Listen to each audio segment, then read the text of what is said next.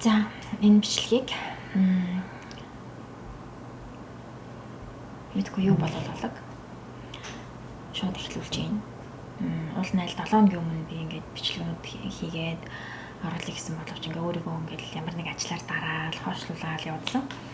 Тэгээ сакинт өөр ёо цаа гээд хамгийн хаяад ороод ирлээ. Би өөрийн амьдралын түүхийг яг үнэн бодит орно. За тэгээд сэтгэл зүйтэй ярих ажиллаж эхэлсэн, тэндээс юу сурсан, юу ухаарсан, яаж өөрчлөгдсөн талаараа бичлэгнүүдээ ингээд оруулаад түүхээ хуваалцаад явъя гэж шийдсэн байгаа. Ер нь бол түүхээ хуваалцах цаг нь болсон гэд цаанаас ч гэсэн мессеж орж ирсэн. За тэгэхээр өнөөдөр би бол нэг хэдэн сэдв ингээд бэлтгэсэн л дээ, ингээд бичсэн. Гэхдээ яг бэлдээгүй, яг юу ярих вэ гэдэгтэй яг одоо орж ирж байгаа зүйл гэх юм бол өнгөрсөн 7 хоногт манай хичээл дээр болсон нэг зүйл орж ирээд байна. Тэрийг хуваалцъя гэж бодож байна. Би энд англи хэлний хичээлд явдаг. Тэгээд түрүү 7 хоногт манай багш биднэрт 2-7 хоногийн хэмжүүлэн харамсал алдааны талаар ингээд асуултууд биднэрт бичиж өгөөд тэгээ хоорондоо ярилцах хэрэгтэйсэн. Тэгээ би асуултуудыг уншаад хариултуудаа бодъё гэдэг. Ингээд бүх асуултуудыг уншсан. Юунд харамсдаг вэ? Амьдралд чинь юу болоогүй бол гэж чи боддог вэ? Ямар нэг үйл явдал болсон бол Австралид ирэхгүй байх байсан. Ямар үйл явдал болоогүй бол Австралид ирэхгүй байх байсан. Би за ямар алдаандаа харамсдаг вэ гэж нэг тиймэрхүү асуултууд байсан. Тэгээ би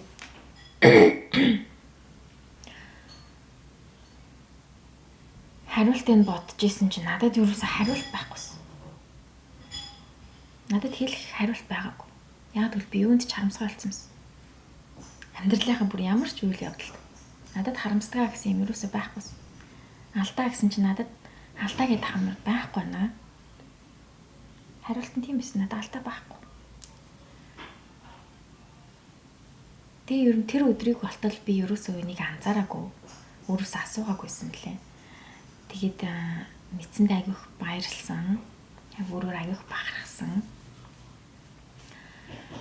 Тэгээ агиох талархсан. Талархах тийм мэдрэмж төрсөн. Тэгээ агиох гоё байсан. Тэгээд тэр асуултад би алинд нь ч хариулаагүй. Асуухаар надад харамсдаг юм байхгүй. Надад харамсдаг алдаа байхгүй гэж хэлсэн. Тэг яагаад энд хүрвээ? Яаж би юм болов гэд ингэ жоохон бодоод бичээд үтсэн чинь би сүүлийн 5 жил өөрийнхөө сэтгэл санаа өөр дээр ажиллаж байгаа. За тэгээд яаж энд хүрсэн бэ гэд бодсон чинь юуг ухаарсан бэ гэхээр тэр миний амьдралд болсон алдаа гэж бодож исэн, харамсдаг гэж бодож исэн тэр үйл явдлууд хүмүүс болоогүйсэн бол надтай уулзраагүйсэн бол тэр хүмүүс тэр сайхан муухай аимшигтай тэр үйл явдлуудыг би үзэж туулаагүй байсан бол би яг одоо үдээд энд ингэ сууж байгаа. Яг одоо энийг яриад ингэ би энд сууж байгаа байсан.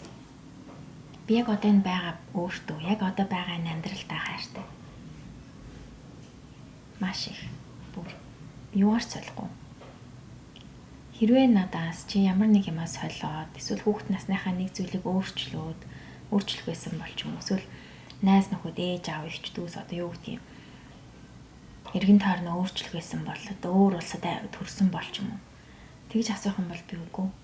Би юуг нь ч өөрчлөхгүй. Би яг ахаад тэр гэр бүлдээ төрөөд ахаад ээж аавтайгаа эгч дүүстэйгээ найзуудтайгаа бүх тэр надтай учирсан хүмүүс үйл явдлууд тэр аимшигтай сайхан муухай мэдгүй бүх зүйлийг ахиж үзэж туулаад би яг энэ дээрээс хідэн ч удаа тэр амьдралыг дахин давтахад би бэлэн байна. Яг тэгвэл би яг энэ мөчөд энэ цаг мөчөд яг энд байгаа бямбад эрхэл ёстой бол би энэ амьдралыг дахин хідэн ч удаа давтаж чадна. Би юу ч өөрчлөмөргүй байна.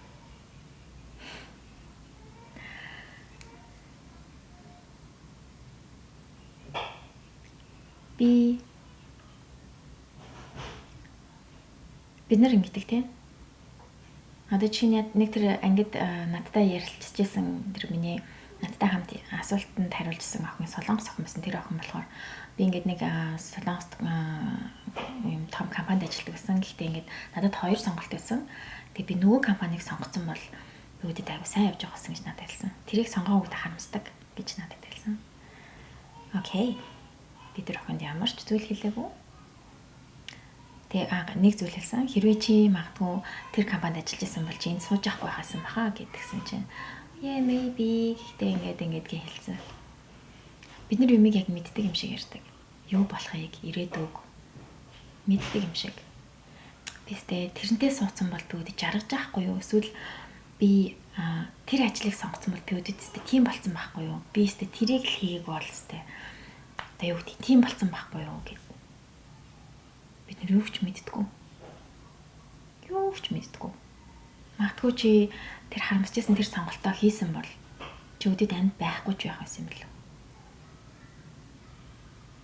Мэдгүй шүү. Юу ч мэдгүй, бид нар юу ч мэддэггүй. Бүх зүйл цаанаасаа болж идэг.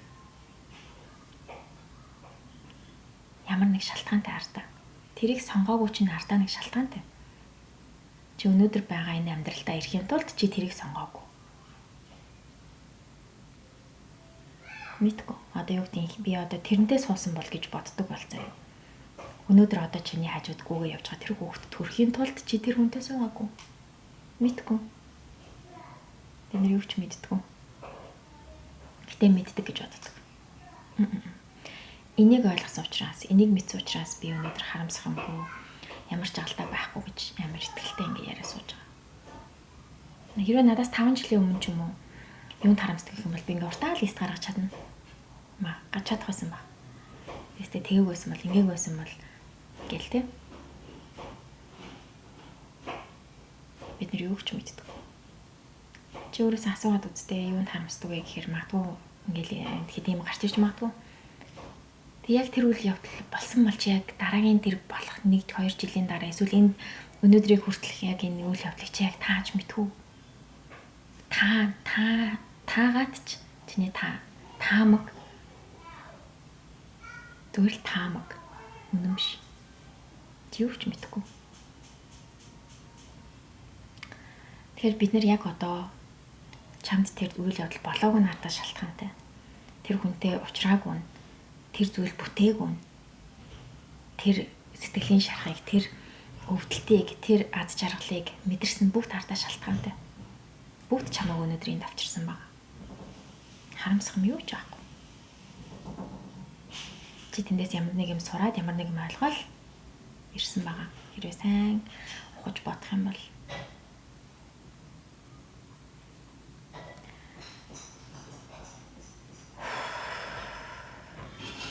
ой. Тэгэхээр би нэг юм хэлчихсэн мартчихлаа.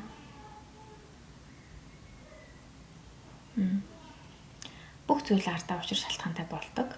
Бүх зүйл чиний төлөө, чиний сайн сайхны төлөө чамайг дараагийн түвшинд гаргахын тулд чамд хичээл заахын тулд бүх зүйл болж идэг. Хэрвээ чи тэрийг хичээл гэж харах юм бол, чи тэрийг суралцах зүйл гэж харах юм бол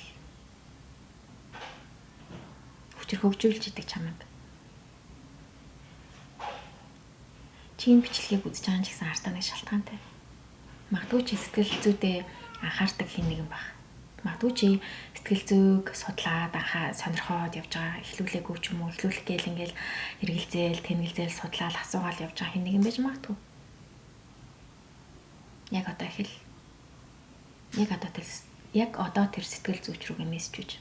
Яг одоо тэр намаа эхлүүл. Окей. Чамд харваа ертөнцөөс мессеж илгээж байгаа. Энийг чи мессежгээ хүлээгээд авчихсан юм. Яг одоо эхлүүл. 1 сарын дараа чи өөрөөрөө бахархан баярлна. 1 жилийн дараа чи өөрийгөө ч танихааргүй өөрчлөгдөнө.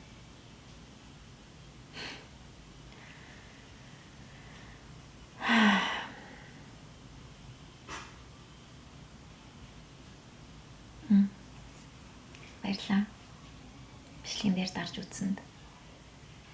энэ бичлэгийн ард ямар нэг шалтгаан үтсэн, ямар нэг шалтгаан байгаа бол чамд 12 ертөнцөөс чиний дээд хувилбараас чинь чамайг сэтгэл зүйдээ анхаарч ихэл, өөр дээрээ ажиллаж эхэлээ гэсэн мессежийг хүргэж байна заа юу. Чи чадна. Чи чадна. Хартай шүү. Дараагийнхаа бичлэг дээр би битгүй бас ингээл тухайн үед орж ирсэн юм аа л ярих гэж бодож байна.